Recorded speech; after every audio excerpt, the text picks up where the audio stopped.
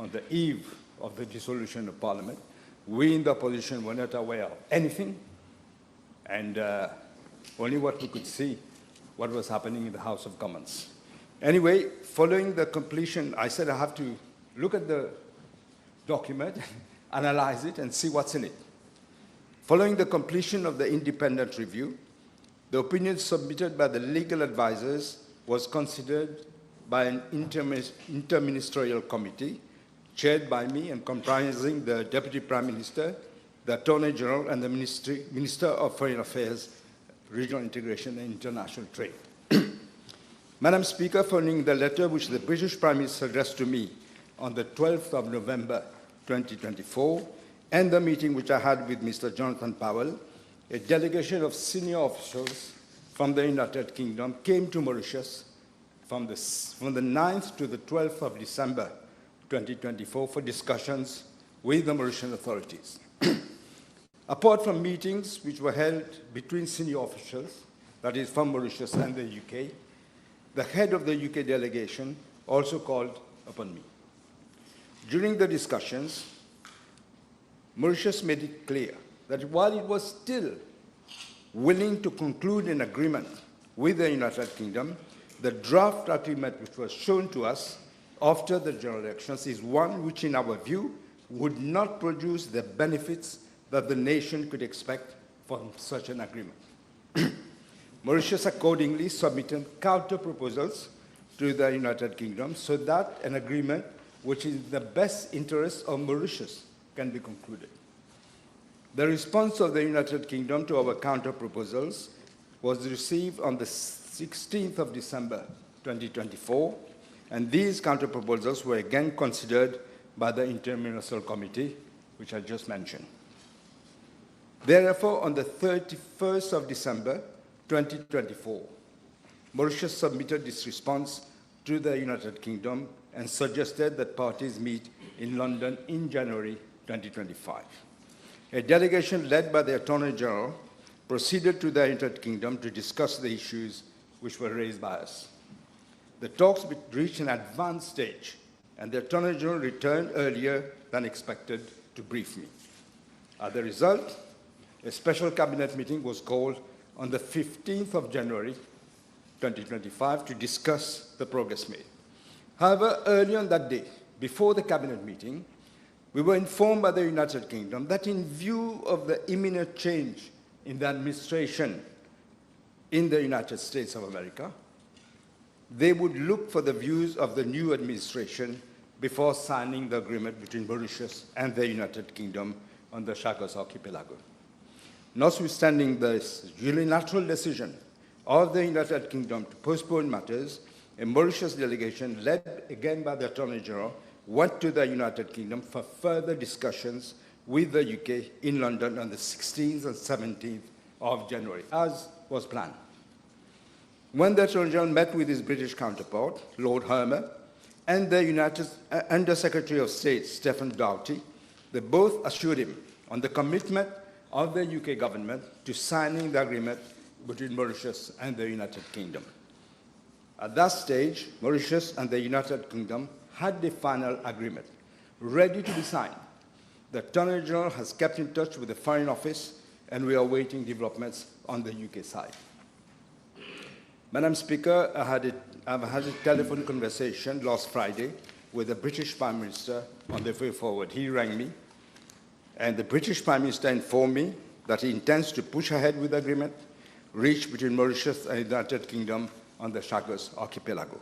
We remain confident that it will reach a speedy resolution in the coming weeks. Thank you. Thank you, Madam Speaker. Having listened to the Honourable Prime Minister, I believe we understand that the stark reality is that, as at today, we do not have an agreement with the UK government. On avait cru voir la lumière au bout du tunnel avec l'accord du 3 octobre de l'année dernière, mais j'ai comme l'impression que cette lumière est en train de s'éteindre. Can I ask the Honorable Prime Minister, because he mentioned that in his statement he made to the House on the 17th December last year, and he mentioned that also in his reply, that he had received response from the UK government with regard to counter-proposals that our government made. Can the Honourable Prime Minister provide the House with details of the counter-proposal? Prime Minister. Madam Speaker, I thought the leader of the... First of all, let me say something because he made reference to it, that the light was darkening or whatever. The agreement that the former Prime Minister agreed with the UK was a sellout. We could not agree to it. We would never agree to it. That is something that must be clear. That is why, although why we don't know we signed it. We didn't agree with it. It was so bad, I don't want to go into the details, but if you ask me, I will, that we said, no way. Sovereignty was the biggest issue. It had to be unambiguous, undiluted, that we have full sovereignty, not only on the Chagos, but including Chagossian. That was not in the agreement. The second point, the agreement was for an agreement for 99 years, and then unilaterally, the British would decide on an extension of that agreement for 40 years. We had no say in it. We disagreed completely. It cannot be that an agreement is signed for 99 years, and then the British on their own would decide they will renew the agreement. We have no say in it. We totally disagreed with this. We said, no, we have to have a say. Both parties must be able to discuss. And thirdly, the agreement, the package that was negotiated, that was the third issue, was very badly negotiated. So that is why we said, no, we have to renegotiate and see whether we can come to an agreement. And I'm confident that we'll come to an agreement. I must say something else, Madam Speaker. I said in my answer that unilaterally the British decided that they will want now to wait for President Trump to become president. I must say, the Deputy Prime Minister, many times, I also supported that why are we afraid of President Trump coming to as if he will tear the agreement? We find that, in fact, it was a bit better, let him have a look. If it's a good agreement, why would he not agree? Let us see. So that is the situation, Honourable Leader of the Opposition. Yes. Thank you, Madam Speaker. Want another bite? Yes, of course. The Honourable Prime Minister raised two issues which is still under discussion. Three issues, actually. The first one is with regard to sovereignty. The second one is with regard to the duration of the lease. And the third one is with regard to the financial package being proposed by the UK government. With regard to the first one, can I ask the Honourable Prime Minister whether there has been changes concerning the exercise of sovereign rights granted on Chagossian and the conditions attached to? Yes, indeed, there have been changes. The British agreed. We insisted that the sovereignty issue is the crucial issue, is the most important, not the financial package, but the sovereignty issue. This is a battle that started long ago. Now we are about to reach it. We insisted that it be clear that we have complete sovereignty on the Chagos, including Chago. That the British agreed to, and this has been changed. So we understand that this has been changed. With regard to the duration of the lease, is it still 99 years now or less than 99 years? Maybe he's not aware because all this was done in secrecy. Even the officials, Madam Speaker, were not aware what the agreement was. They went to London, but they were asked to leave the room. Only the former Prime Minister and the British Prime Minister spoke. And this is why the deal is like what it is. He had agreed to 99 years plus an extension where the British would decide themselves that they want to extend the lease and we would have to accept. This also we disagreed. We said, no, 99 years, okay. Reluctantly, okay, we agreed. But not on the extension. The extension has to be agreed with both parties. It cannot be unilateral from the British. And I'm glad to inform the leader of the opposition that that also the British have agreed. So this is good news, Honorable Prime Minister. Now, may I ask the Prime Minister with regard to the financial support given by the government of the UK, first to Mauritius and second to the Chagossians. Have we finalized also on that issue? I'm not in a position to give details, but let me say something. That package was very badly negotiated. I can't understand how. It seems somebody who didn't know mathematics had negotiated, who didn't know that inflation existed, that had negotiated. They had agreed to a package that for 99 years, but not inflation-proof. But no, the exchange rate, because it's in dollars, the exchange rate would be fixed once and then on the loss in the 99 years. How can that be? Any ordinary sixth form, fifth form student would agree that inflation exists. We have to be inflation-proof. What's the point of getting money and then having half of it by the end? This is what would happen. We have made the calculation. So that also we did not agree, and we wanted also front-loading. Some of the money had to be front-loaded, and that also is being agreed to, I think.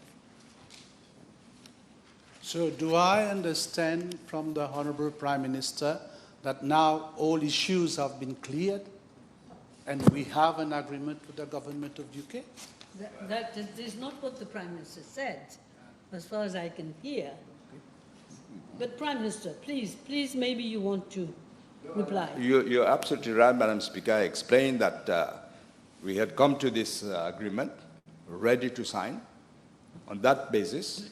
But as we had said ourselves, the Deputy Prime Minister repeatedly said that President Trump is not a wolf. Let him see if the agreement is good or not good. And we also agreed. Now the British, late in the day, decided that yes, it's better to let the new administration have a look. And this is what the situation is. Il est peut-être déguisé en loup. Il est peut-être déguisé en loup. I'll get to President Trump later, Madam Speaker. Can I ask the Honorable Prime Minister whether Mr. Olivier Bancoult, the President of the Chagos Refugee Group, has been regularly briefed on discussions on the agreement and whether he had attended meetings chaired by the Honorable Prime Minister? First of all, let me say that he was briefed, both by myself and the Deputy Prime Minister. I saw him even recently. And again, we had spoken because he was also wondering what was happening. But he was not in the meeting. The meeting, the British decided it would be Mauritius government and the UK government. Now, since I've mentioned Olivier Bancoult and the Chagos Refugee Group, will the Honorable Prime Minister be able to inform the House whether, with regard to resettlement and financial compensations for the Chagossians, we have reached an agreement on that issue, that is resettlement of the Chagossians on the Archipelago? Yes, we have, Madam Speaker. Also, there's a special fund which has been earmarked just for the Chagossians. That also is there. That was negotiation before. It is still the same. But we have also, I must also say to the Honorable Leader of the Opposition, I'm going to the African Union meeting that is being held in Addis. I have asked Mr. Bancoult to accompany me because we need to tell our African brothers what is happening about the last decolonization in Mauritius. Yeah, let me ask a question in relation to what you have just said. You have had a phone conversation with the Honorable Prime Minister of the UK. President Trump now is in office. Do we have a time frame with regard to the issue of Chagos now? Madam Speaker, the President has just been elected, the American President. I'm not in a position to impose a timetable on him. He will have to look at it when he has other issues at the moment, just like we had at the very beginning, we're still having, and we will then start the negotiations or whatever.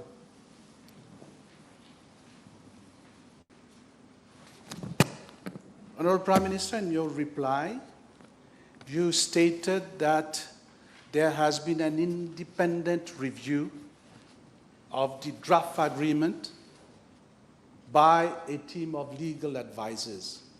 Can you inform the House the person comprising that team? Yes. The person, it was, of course, there was the Attorney General. Then there's the former Solicitor General, Mr. Luren Debi, was present. There was Mr. Milan Mitorban, who is a constitutionalist lawyer who knows about the problem of Chagos. There was also the civil servants from the firm, Mrs. Martin, who knows Chagos. But for legal team, specifically yours for legal team, there was the legal team here, but also I took international expert from a firm called Withers. They were advising because they know also of the problem. Remember, I'm the one who took Mr. Brownlee, QC, as the first barrister to look at Chagos. And then I'm the one who took Mr. engaged Philip Sands to continue the negotiation. So that is what we're doing. Since you mentioned Professor Sands, can you inform the House whether he still forms part of the legal team? We've had, I think the Attorney General had a meeting with him, but no, he's not in the legal team. We have to have a new legal team. Professor Sands was part of the team which made the previous deal. So we are looking at it with a pair of fresh eyes. Madam Speaker, I've put this question because Professor Sands have been dealing with this case since 2008, and as you said, you appointed him. And I understand that in this situation that the Honourable Prime Minister mentioned, Professor Sands was not informed that his services were no more required and that there was no proper handing over between Professor Sands and the new legal team. In fact, may I tell the Honourable Leader of the Opposition that Professor Sands' contract expired on the 31st of December 2024. After that, I wrote a letter to him to thank him for his services and to keep in touch. The Honourable Member from, fourth member from Port Louis North has asked. Otherwise, he won't have time because time is almost up. Yes, thank you. Yes. Speaker, may I ask the Prime Minister? He mentioned 2 delegations going early January. May we know the composition of both delegations, the first delegation and the second delegation that went to London? There was, as I said, there was the Attorney General, the former Solicitor General, Mr. Mitorban. I think Martin was in the first one, but not in the second one. That's it. Okay. Yes, time is Please, I'll make fast. Yes. Madam Speaker, the UK Foreign Secretary, in a statement to the House of Commons on the 7th of October, he said the following, that with regard to this agreement, a treaty and a bill will be submitted to the UK Parliament for scrutiny. May I ask the Honourable Prime Minister to inform the House as to the way forward for Mauritius once an agreement is reached between Mauritius and the UK? Will it be, as it is in the UK, scrutinised by Parliament?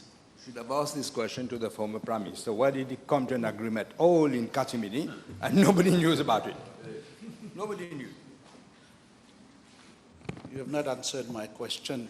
Can I ask the Honourable Prime Minister to inform the House in the event that no agreement is reached or that President Trump and the US are not favourable to Mauritius obtaining sovereignty over the Chagos Archipelago, what will be his next course of action? Let us not cross the bridge before we reach the bridge. Let us reach the bridge and then we'll cross it. think that that is the end of that very important issue. Okay, so now we move to questions to the Honourable Prime Minister. Honourable members, the table has been advised that PQB9 will be replied by the Honourable Minister of Public Service and Administrative Reforms. Our Honourable Second Member for Flac and Bon-Accueil, Mr. Bichuk, yes? Madame la Présidente, B1. Madam Speaker, I'm informed by the Ministry of Finance that on the basis of a survey carried out, 78 special purpose vehicles had been set up over the period 2015 to 2024. And in that, it comprises 69 state-owned companies and 9 special funds. But in all 78, the outstanding debt of these state-owned companies at the end of December 2024 stood at some 33.6 billion rupees. 33.6 billion rupees. It represents 4.8% of our GDP, Madam Speaker. As for the list of the companies, including the special funds and the outstanding debt at the end of December 2024, is being tabled because it is a long list and we don't have all the information yet. Yes, Mr. Bichuk. Does the Honourable Prime Minister intend to come with a law regulation that would make all these SPVs accountable to Parliament, because they've been operating in total opacity till date? This is why I tell people, some people are impatient. We need to do all this. They will have to account every penny that has been spent or stolen or whatever has to be accounted for. Yes, yes. Honourable Third Member for Grand B, Poudre d'Or. Yes.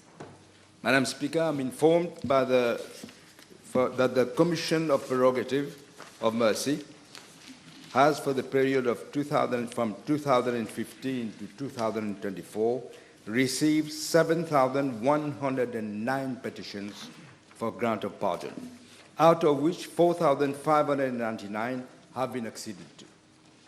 Information indicating the names of the persons granted pardon and the offence in respect in which conviction was secured is being compiled and will be placed in the library of the National Assembly.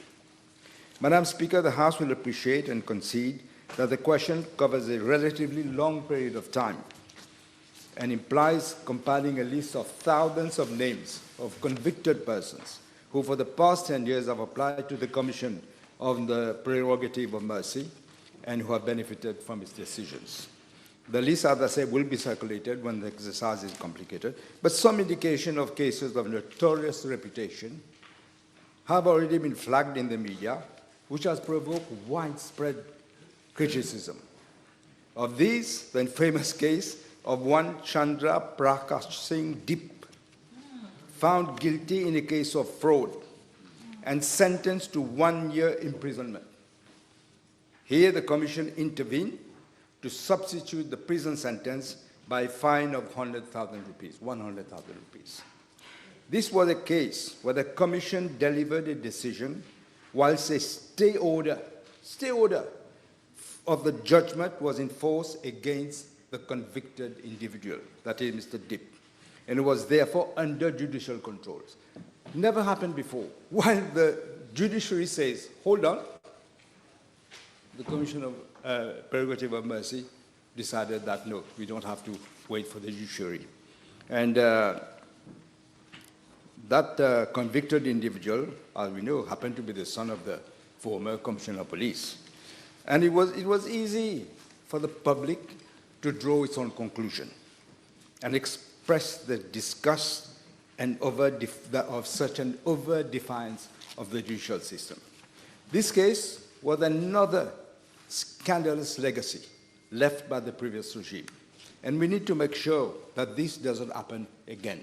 That is what we have to make sure. We need now to retain two fundamental points from this state of affairs. First, this was a clear case of violation of the principle of separation of powers, whereby the powers of the judiciary have been outrageously usurped by the executive by a clique in power. This is what happened here. You scratch my back, I'll scratch your back. I'll keep your secrets, you keep my secrets. This is what happened. Secondly, the Commission on the Prerogative of Mercy, through its conduct, was perceived by the public as blatantly lacking independence. Again, we had very good people in the past, but this is what happened this time. It was perceived as yet another striking illustration of the decay of our public institutions under the previous regime, Madam Speaker. This episode showcases the harm which an irresponsible executive can cause to a country, going to the extent of perverting the course of justice to satiate the totalitarian state of a petty dictator. Madam Speaker, we will revisit how the Commission is set up and how it should function to prevent such a repeat of such a scandalous matter. Yes. Honourable third member for Bobassa. B3, Madame la Présidente. Yes. Madam Speaker, driving under the influence of drugs is a major concern and contributes to road accidents resulting in fatalities. More and more, this is the case. In regard to Part A of the question, I'm informed by the Commissioner of Police that from the 1st of January 2024 to the 30th of January 2025, 13 drivers involved in road accidents were tested positive for drugs. 2 of these accidents were fatal. I'm informed by the Commissioner of Police that inquiries into the 13 cases are ongoing. As for Part B of the question, I'm informed by the Commissioner of Police that several measures are being undertaken by the police to deter the use of drugs by drivers, and some of these measures are as follows. First of all, from the 1st of January, there were 2,771 public campaigns focusing on the dangers of both drink and drug driving have been carried out. They're carried out in malls, in public places, traffic centers, and in schools. Secondly, delivery of lectures to private companies on safe driving and behavior on the road. Thirdly, patrols are being carried out. They have been increased on a regular basis. Fourth, 3,378 targeted operations were carried out during the period January 2024 to 30th of January 2025 in order to track road traffic offenders, including those who have consumed drugs. From the 1st of January, from that time, 1,146 drivers have been booked for driving under influence of drug or intoxicating substances. Over the last weekend, some 18,258 vehicle checks were conducted, out of which 3,900 contraventions were established and 1,286 fixed penalties were issued. Furthermore, 54 drivers were tested positive for alcohol and 14 drivers positive for drug consumption. Madam Speaker, I'm also informed that the Ministry of Land Transport is in parallel conducting a sensitization campaign on the NBC TV, radio, and other media platforms, again on the dangers of drink and drug consumption and driving. Madam Speaker, my government is very much concerned about the overall damage caused by drugs on individuals and public at large, including road accidents and, as you said, involving drug-impaired drivers. We are committed to ensure the safety of all road users and will relentlessly fight against the scourge of drugs in our society. Government intends to have a thorough review of the whole issue of road safety and penalty points. And the penalty points will be reintroduced. They should never have been stopped. Reintroduced, but we're going to look at it in a global manner. In some places, there need not be on motorways cameras forcing drivers to suddenly brake. All this will be looked at. We're having an expert to look at this. This is what I had to say. I could also say that we're looking at people from outside to come and have a look. Yes, yes, Mr. Madame la Présidente, le Premier ministre peut-il indiquer à la Chambre, de ces 13 cas qu'il a mentionnés, combien sont liés à la consommation de cannabis, combien à la consommation de drogue de synthèse et combien à la consommation de cocaïne, héroïne ou autre type de drogue? The information I have is not detailing which drug was used, but I can say 13 were tested positive. Président, dernière question. Le Premier ministre est certainement au courant des dégâts causés par les drogues de synthèse qui sont facilement accessibles aux jeunes dans les coins et recoins du pays. De ce fait, le gouvernement compte-t-il imposer des mesures pour que les chauffeurs de transport public qui ont la vie de milliers de Mauriciens entre leurs mains soient systématiquement soumis à des contrôles avant de prendre la route? Yes, as I say, we are looking at it globally. All this will happen, but may I remind the honourable member that the previous regime, look what happened. Drug erupted in the country, in schools. Young children were taking drugs. This never happened before. But anyway, whatever has happened, we're going to look at this, and I should perhaps add, we take it so seriously that we're having a special agency, and I'm appointing Mr. Sam Lutan, who knows the issue very well, as he will be like a czar for drugs. He will be in my office, but he will be the chairperson of that national agency. Thank you, Prime Minister. The Honourable Third Member for Compliments and Trioli. Madam Speaker, before. Madam Speaker, the World Drug Report of 2023 warned of a proliferation of supply, demand, and use of synthetic drugs, as well as an increase in substance use disorders. As per the report, the number of people using drugs has increased by 11% globally, but by as much as 40% in Africa. That is in 2023. Madam Speaker, in response to the growing threats posed by synthetic drugs, the United States launched the Global Coalition to address synthetic drug threats aimed to accelerate international efforts to tackle this rising crisis. As part of the Global Coalition initiative, the government of the United States provided funding to the UNODC to conduct a detailed assessment of the threats posed by synthetic drugs. This project also evaluated national and regional capacities of 6 East African countries, namely Kenya, Madagascar, Seychelles, Tanzania, Uganda, and Mauritius was included in that, to implement key actions outlined in the UNODC synthetic drug strategy. A validation workshop was held from 25th to 27th September 2024 in Nairobi. This report, which has yet to be finalized, it is expected to be released in March. As part of the assessment in July 2024, the UNODC conducted a study on synthetic drugs in Mauritius, specifically in Mauritius. And some of the main findings of the UNODC report are as follows. First of all, among the 6 countries that I named, Mauritius has been identified as the leading user of synthetic cannabinoids. Mauritius is the leading one. Drug rehabilitation efforts within the public sector remain severely limited. Rehabilitation.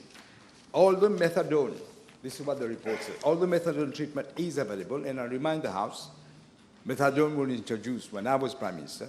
When the new government came in 2014, the minister then decided, no, methadone is not important. I know an expert from Reunion Island expressed his views on that. That is a big mistake. And then later on, they had to reintroduce the methadone. Now, it says, although methadone treatment is available, other forms of treatment remain underdeveloped and inadequate. And I think it says psychological support and interventions, including traditional medicine, where available, needs further strengthening. With limited resources and insufficient follow-up strategies, many individuals either fail to complete the inpatient treatment or relapse after finishing it. Madam Speaker, the threat posed by synthetic cannabis and other drugs in Mauritius was already highlighted in the Global Organized Crime Index of 2023, which measures 15 criminal markets, including drug markets across 193 member states. And in that report, out of the 193, Mauritius was ranked at the 7th place with regard to synthetic drug market, behind South Africa among this area.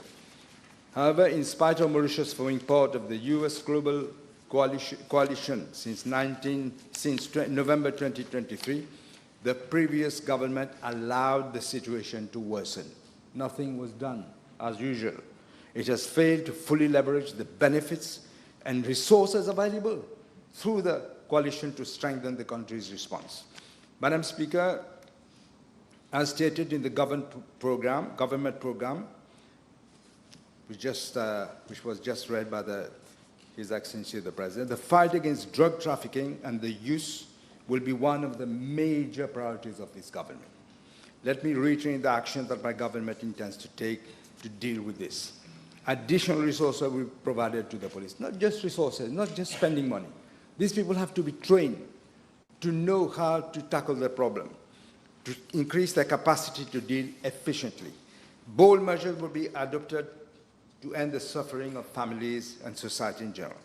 We also said a select committee of the National Assembly will be appointed in the near future to look into the ways and means to address this problem of drugs. Government will develop and implement a comprehensive action plan for a more efficient and effective response. The legal provisions in respect of trafficking, consumption, and treatment of drug addicts will be reviewed to cater inter alia for differentiated treatment of traffickers and consumers. And government, as I mentioned just now, will set up a national drug policy monitoring and coordination agency that will bring together various public bodies all under one roof to combat drug trafficking, provide rehabilitation and support to families of victims of drug abuse, all under one roof. This is why I mentioned, when I mentioned Mr. Sam Luton, who is former minister, to be the chairperson of this agency. We will also ensure, Madam Speaker, that actions being taken to combat the drugs are aligned with the recommendations of the UNODC report. Thank you, Prime Minister. Yes? Madam Speaker, can the Honourable Prime Minister advise if the said study indicate if the problem of drugs is concentrated in certain regions of Mauritius, or whether this is eating the whole of our future as a whole? From what I see so far, Madam Speaker, it is a national problem, not just in one region, but a national problem. Yes, thank you. The Honourable Member, fourth member for Port-Louis North and Mont Island. B5, Madam Speaker. Madam Speaker, I thank the Honourable Member for this question, as it gives me an opportunity to let the police and the country at large to see what kind of shenanigans the previous regime resorted to, thereby causing untold justice and demoralizing the police force. The very important Person Security Unit is a specialized unit, as you know. In the context of filling of vacancies in that unit, officers are assigned higher duties, that is, to the next rank above their current substantive capacity for a period of 6 months. Such officers may be considered for promotion in the substantive capacity only after having satisfactorily completed the 6 months assignment. In the event they are transferred to other divisions or branches of the Mauritius Police Force during the 6-month period, the assignment of duties lapses. Now, Madam Speaker, I wish to point out that in December 2014, shortly after the new government came to power, 21 police officers posted to the very important Person Security Unit, 21, and who had been assigned higher duties were reverted to the former ranks, 21, immediately. I'm informed by the Commissioner of Police that from the 10th of November 2024 to the 30th of January 2025, 47 police officers posted to that unit and who assigned higher duties on the 24th of August 2024, that is just prior to the election, were transferred to other divisions and branches of the police force. As they were transferred before the completion of the 6-month period of that unit, the assignment of higher duties have lapsed. But I wish to inform the House and the Honourable Member that since 2015, several officers attached to the VIPSU unit have benefited from accelerated promotions, superseding other very deserving officers. Juniors were favoured over more experienced and senior officers. It was a blatant injustice to members of the police force under the previous regime. Everything was politicized. There are some very able police officers in the VIPSU. Not only their juniors went over their head, they were downgraded. What they had already received been downgraded. And then the juniors were given accelerated promotion, 1, 2, 3, even 4 promotions during that period. These injustices, Madam Speaker, will have to be addressed and corrected. Yes? You allow me 2 supplementaries on this. Yes, please. Yes, firstly, Madam Speaker, is the Prime Minister aware that there are police officers who have had, reckoning 27 years of service as sergeant, promoted to inspector, in fact were appointed to the unit under his first tenure as Prime Minister? There are officers with 20 years of service appointed on your second tenure as Prime Minister, again sergeant, promoted to inspector.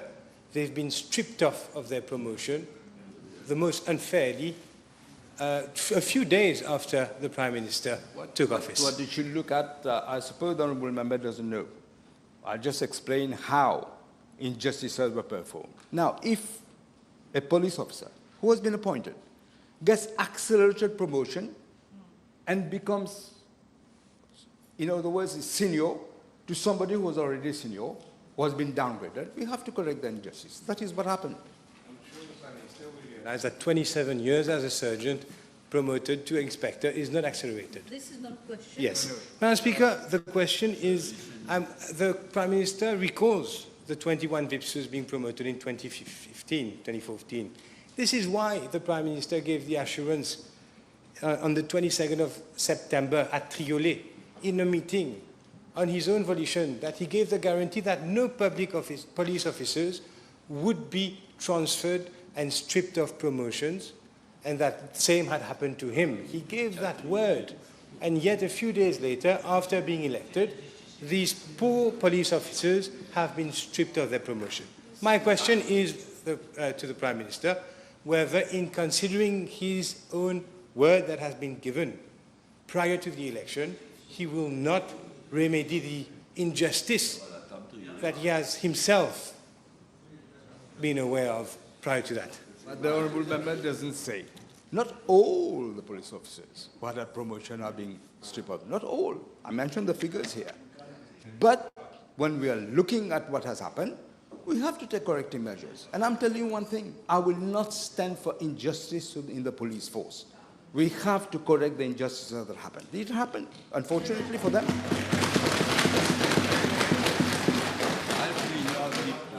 One last one, yes? Madam Speaker, the Honourable Prime Minister might at least, for those officers, again, that haven't had fast promotions tracking, that haven't jumped ahead of their junior colleagues, more senior colleagues, if at least he could give consideration to those officers to restore their promotion. As I said, at least 2 cases of those appointed under you to the VIPSU have been promoted recently and stripped of. Whether he will at least give consideration to cases that look to be genuine. I'll give you an example to the Honourable Member. He keeps saying appointed under me. Do you know that one of the VIPSU who was in the car behind me, who I promoted through the police, discipline forces, he was given that promotion to be behind the Prime Minister. It's a great privilege. Do you know what he did? He is the one who went and told the MSM leaders that the police didn't do proper search in my home. There's another safe. The police came through his declaration. He went to see the then Commissioner of Police and the former Prime Minister. And they came to my home. They had already turned my home upside down. everywhere. All the drawers had been thrown, everything upside down. They came again. I asked the policeman, why are you coming again? You've done this job 2 days ago. He said, I can't tell you, but I will tell you in a minute. He didn't want to say in front of other people. And then he told me, the guy who was in your car, you had promoted. This is what he has done. Do you want me to just stay quiet and say, okay, Jaide? No, sir. This is gone. We will take action. We will take action. I know who he is. But we will take action. We have to correct these injustices and these traitors. They have a duty to be with the former Prime Minister. With me at the time I was former Prime Minister, and this is what they did. And you think I will just sit down and accept? No, I will not. Your next question. B6. B6. Madam Speaker, with your permission, I shall reply to parliamentary question B6 and B15 together as they relate to the same issue. Madam Speaker, I thank the Honourable Member again for giving me the opportunity of informing the House of recent developments in connection with the very, very disturbing practices resorted to by the last government to spy on our citizens, everyone. You will be shocked. In view of the importance of this matter, Madam Speaker, I crave your indulgence and that of the House for taking a little bit more time to give a comprehensive reply. Madam Speaker, the protection of the freedom of expression of any person is enshrined in Section 12 of our Constitution. Let me quote Section 12 of the Constitution. Except with his own consent, no person shall be hindered in the enjoyment of his freedom of expression, that is to say, freedom to hold opinions and to receive and import ideas and information without interference and freedom from interference with his correspondence. It is therefore crystal clear, Madam Speaker, that phone tapping constitutes a breach of our fundamental human rights, and it is particularly an intrusion to the right of privacy. Now, the whole nation was shocked. I'm sure some members of the opposition too might have been shocked when it came to know in October of last year, through the Moustache leaks, that private telephone conversations of individuals, key government officials, political opponents, as well as even members of the judiciary, diplomatic missions, were being listened to by the MSM government. As soon as I became Prime Minister, I considered that it was an urgent priority to investigate the nature and extent of the surveillance, to investigate the techniques and activities employed by the previous regime to spy on its own citizens and to take swift action to render them inoperable. I tell people, many people are impatient. We have priority. This is a priority. I had to stop this phone bugging, listening to people's conversation, to be absolutely sure that this was being done. On dit, le chat ne boit pas du chaud de fois. Ça m'est arrivé avant. So to be absolutely sure that this was being done, I invited international experts, real experts, to carry out a thorough investigation together with senior members of the police force and the Commissioner of Police. I have to inform the House that the results of these preliminary investigations have been nothing short of shocking. The initial conclusions are as follows, and as I said, they are breathtaking, to say the least. I haven't shared this with most people except the Deputy Prime Minister. The MSM government, believe it or not, Madam Speaker, did not only do phone tapping of certain high-profile members of the opposition, or even, as I say, even its own ministers, even its own allies, including the PMSD. They were listening. What happened to you with the car accident? All this they have listened to. Who said who to tell you to do this, not to do that? All this, I can tell you. They even went further, Madam Speaker, this is what is more shocking even. Even that is shocking. But they conducted mass surveillance. Mass surveillance. They had multiple sites, not one site, multiple sites where this was being done. What this means, Madam Speaker, that the government, the last government, put in place systems to monitor and intercept calls and internet traffic in the country. This is what's called mass interception. Let me quote what the experts say. The system put in place, I'm quoting, is a highly sophisticated mass monitoring tool for state surveillance of the people of Mauritius. In other words, what I'm saying, it's not just me or the Deputy Prime Minister or members of the opposition. Everyone, including allies, including ministers, including members of the judiciary.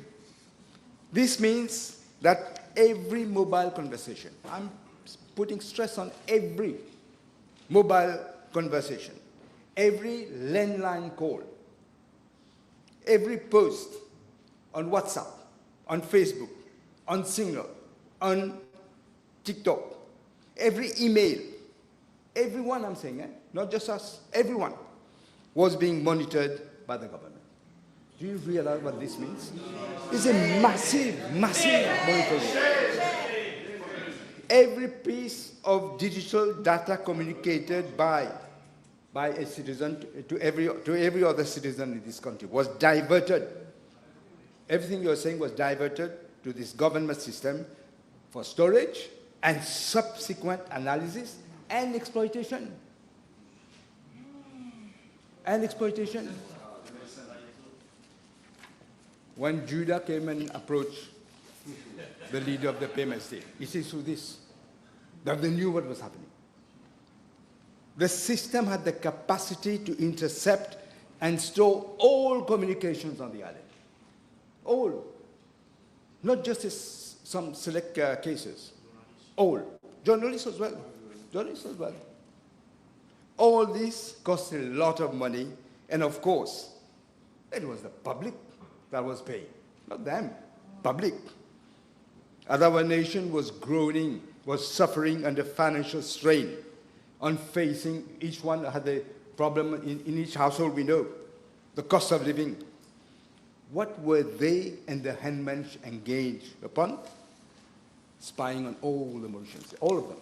All the people you see here have been on the phone, including you, Madam Speaker. Everyone. Even if you were not in politics, where you were being listened to. So far, for the cost, we have uncovered payments in connection with these systems. Listen to this carefully. You know how much? Over $110 million for this system. People are complaining about the cost of living. They're having difficulty to make ends meet. Here, the government, the previous regime, spent so far, I said, it's probably going to be more. $110 billion US spent on this. A company based in Dubai, I'll name it, Petzl, named in Dubai, was being paid to service the system, the equipment. How much do you think? How much could a servicing a system cost? I'll tell you. $7.5 million per year. How is that possible? How can you spend millions of dollars? What it means is that some of that money went into the pockets of some people. That's what it means, because it can't cost that much. I'm sure all members of this House, every Mauritian will feel as I do. When I learned of this, a sense of revulsion and disgust at what the priorities of the previous government, of the MSM and its leader were. These were the priorities. And now they're jumping, they think they will get elected again. I should add, Madam Speaker, that when international experts, who, as I said, were accompanied by the Mauritius Police Force, sought to establish what information had been gathered, they found that the stations have been wiped clean. And when wiped clean? We know. As the results of the election were coming in, this is when they were cleaning everything. It shows to me that they thought they would win the election. I don't know in what tower they were living. But when they realized that they're losing the election, while people started with their flags, very happy that we have been relieved of these maggots, here they are cleaning their mess. They were wiping clean everything. But let me give a word of warning, because this is being done other places too. We are aware. We are aware of what's happening at the State Bank. For example, we are aware of a few other places. Let me give a word of warning, Madam Speaker. The experts, they are real experts. Whatever you clean, they will be able to retrieve the information. They are able. That's why I know. Information that have been cleaned, supposedly. We know now. We have them. We will identify those who destroy evidence. As the Attorney General and other lawyers know, it is a criminal offense, and it carries heavy penalties. They think they will wipe out and we will not know. I can assure the House, they will have to bear the consequences of the deeds. They will feel the full force of the law, and we will see whether we don't have to strengthen the law for these people. I agree, we will have to. In fact, by attempting to destroy evidence, they are worsening the situations. They have been warned, take your responsibility. If you want to go and destroy evidence, go and destroy if you want. We will get the evidence. I'm pretty sure of that now. Madam Speaker, the task of sifting through this squalid rubble and debris left by this mafiosi regime, which was utterly devoid of moral scruples, who ignored what the Constitution said. We will continue until the whole truth is known to the nation. As far as for the last part of the question, I can tell the House and the whole nation that I've asked an end to be put to the secret surveillance installed by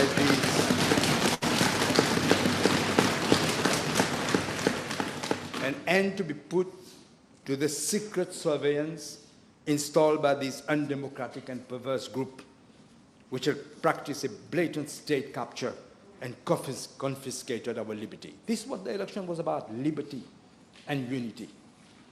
This should never be allowed to happen again. I can confirm what the experts said, and I'm quoting, all equipment have been catalogued, shut down, and disconnected. The system is now disabled. Nobody is going to listen to what you say. I can assure you. There will, under this government, never be any restoration of mass interception of us. Never. I can tell you, both of us have been prime ministers. I'm prime minister again. The deputy prime minister has been prime minister. I can tell you, I was in the opposition. I became prime minister afterwards. Neither of us ever did these undemocratic principles. We never spied on the opponents. Neither he nor me. And we were not together at the time. As these experts describe it, what was being done, and this is also important. They were using the most sophisticated technological equipment for eavesdropping, but they were also making use of the cameras. We've said, remember Osman Mohammed said the camera was pointing at his home. And Sana Root said, well, close your window. The 4th Street were 4 cameras. Only one exit, but 4 cameras. They were using that, and they were using the cameras to monitor. In other words, they knew not only what you were seeing, what you were saying on the phone, but also your movements. That also was being monitored. A mass monitoring tool for state surveillance of every citizen in this country. This is what was happening. Madam Speaker, this government will not be deflected from seeking out the truth and bringing to justice and making accountable to the law those who are responsible for just despicable acts. I can tell the House, I will update the House once I get further report. I'm even prepared to lay the report on the table of the Assembly so that you can see with your eyes what was happening to our country.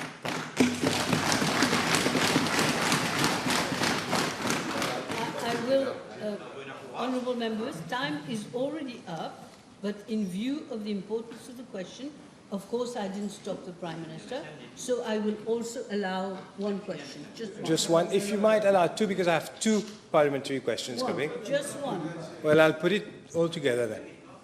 Is the Prime Minister said on the 20th of January that he hasn't received assurances that there might not be other systems in use right now, and therefore this is very serious. Not only what the Prime Minister has described as un outil de surveillance massif officiellement installé, but also it appears that the own Prime Minister's line has been taped and subsequently leaked. Is the Prime Minister not now of the opinion that this, perhaps the most important matter regarding privacy, regarding secrets of the Mauritian state, safeguarding those secrets, given that he cannot say if those equipments are still being used according to his interview on the 20th.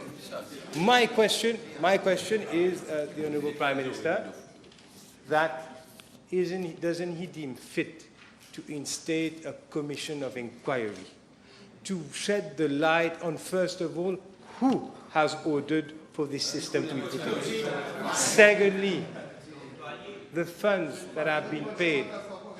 Thirdly, who have kept copies of what? Because of what we understand, the data has been deleted. And we must know, yes, the question is, it appears that the data has not been kept in one place and that many persons, more than one, may still have that data because same has been leaked during the campaign. Therefore, the question is, does he not see it as a matter of urgency to set up a commission of inquiry which has already been set up by the previous government and to urgently shed all the light on this whole saga, which, do not forget, has put you in power? We were put in power. Members, let the Prime Minister speak. Madam Speaker, we were put in power because people in this country felt in their guts what was happening and they voted for liberty. Liberty. That's what they voted. And unity.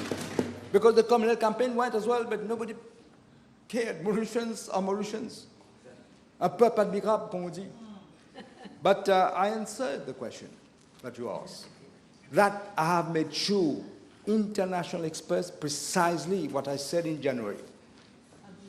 This is precisely why I got international experts, real experts in the matter, to look at the whole matter and to, I've even quoted what they said, that the system has been disbanded. But as you say, that is why I say it's a preliminary investigation. We can't say at the moment who has got what that they've kept. We will know. Unless they leave the country for good, we will know. If they're here, we will know. These people, you know, Madam Speaker, it's like the scums of the earth. That's what we're dealing with. We ought to rub their face in the gutter where they belong.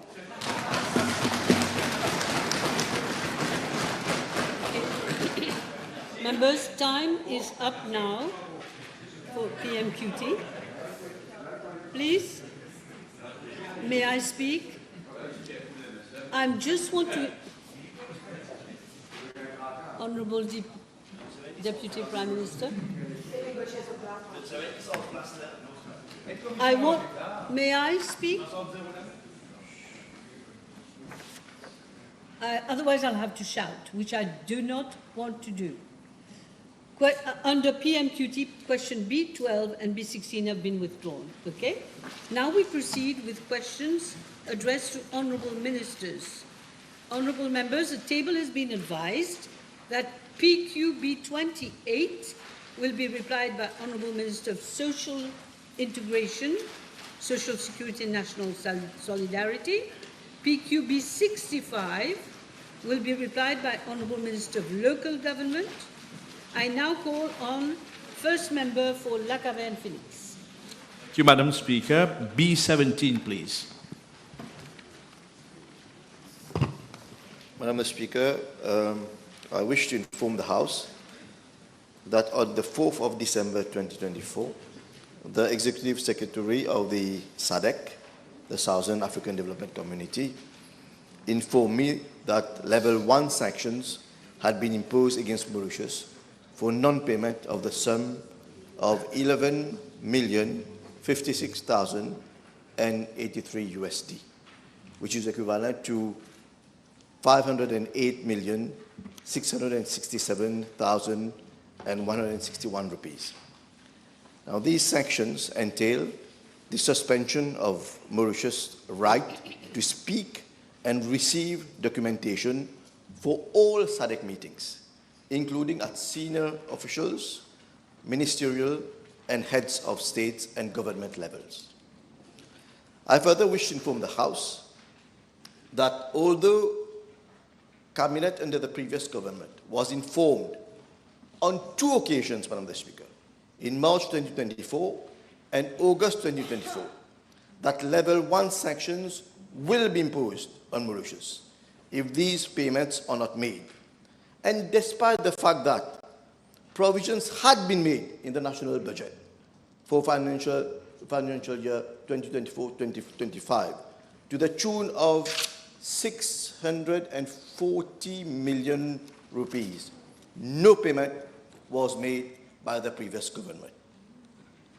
Madam Speaker, I have so far, unfortunately, received no plausible explanations as to why payment of the overdue contributions were not made by the previous government. I also wish to recall that I assumed duty as Minister of Foreign Affairs, Regional Integration and International Trade on the 22nd of November 2024 and could not even participate in the SADC Council of Ministers meeting held virtually on 9th December 2024 due to sanctions imposed on Mauritius. Madam Speaker, with regards to Part B of the question, I wish to inform the House that as at 29th of January 2025, the total amount payable by Mauritius for both SADC mission in Mozambique and SADC mission in DRC, Democratic Republic of Congo, stood at 18,259,439 USD. This amount, Madam Speaker, includes a sum of 2,795,485 USD for the SADC mission in Mozambique for the period between July 2023 and July 2024. Secondly, a sum of 8,260,589 USD for the first mandate of the SADC mission in DRC between December 2023 and December 2024. And thirdly, the sum of 7,203,365 USD for the extended mandate of SADC mission in DRC, that is for the period December 2024 to December 2025. With regards to Section C of the question, Madam Speaker, I wish to inform the House that on the 30th of January 2025, my ministry transferred the budgeted sum of 11,056,083 USD to the SADC Secretariat in order to honor our financial commitment to SADC. I also wrote a letter to the Executive Secretary of the SADC Secretariat informing him of the payment and calling for an immediate lifting of the sanctions. The SADC Secretariat has acknowledged receipt of the said amount and informed that the sanctions have been lifted. It will be noted that a sum of 7,203,365 USD for the extended mandate of SADC mission in DRC for the period December 2024 to December 2025 remains outstanding, and this amount is due on the 1st of April 2025. Madam the Speaker, I also wish to add that while the situation in Mozambique has stabilized and the SADC mission in Mozambique has been dismantled, the security situation in Eastern Democratic Republic of Congo remains volatile. The SADC Extraordinary Summit of the Heads of State and of Government, which was held on the 31st of January 2025 in Harare, the Republic of Zimbabwe, where Mauritius could not once again participate, took note with concern of the recent attacks by the M23 armed group and Rwanda Defense Force on the government forces of DRC, the SADC mission in the DRC, and the civilian population in various areas of North Kivu. The summit expressed concern that the recent attacks continued to worsen the security and humanitarian situation in the DRC. Given the continued instability in the region, it is unlikely that the situation in the DRC will stabilize in the short term. As such, it may not be sustainable for Mauritius to maintain financial contributions to these peacekeeping missions. In this context, Madam the Speaker, Mauritius will engage with the SADC leadership, including the SADC Executive Secretary and the President of Zimbabwe, current SADC chairperson, on the margins of the upcoming African Union Summit in Addis Ababa, where a delegation which will be led by the Honorable Prime Minister will attend. These discussions will highlight and reaffirm Mauritius' unwavering commitment to regional solidarity and security, and to explore the possibility of securing a waiver for the remaining balance pertaining to the extended mandate of SADC mission in DRC. Mauritius will also propose that future ad hoc contributions be made voluntary and urge SADC to explore alternative funding mechanisms such as the African Union Peace Fund to ease the financial burden of small island states like Mauritius. Madam the Speaker, I wish to highlight that the payment of the contributions to the SADC peacemaking missions were dealt with in a complacent and irresponsible manner by the previous government. As soon as the new government was apprised of the situation, a decision was taken to effect the payment as an utmost urgency to restore the credibility and prestige of Mauritius. Thank you, Madam Speaker. Thank you, Minister.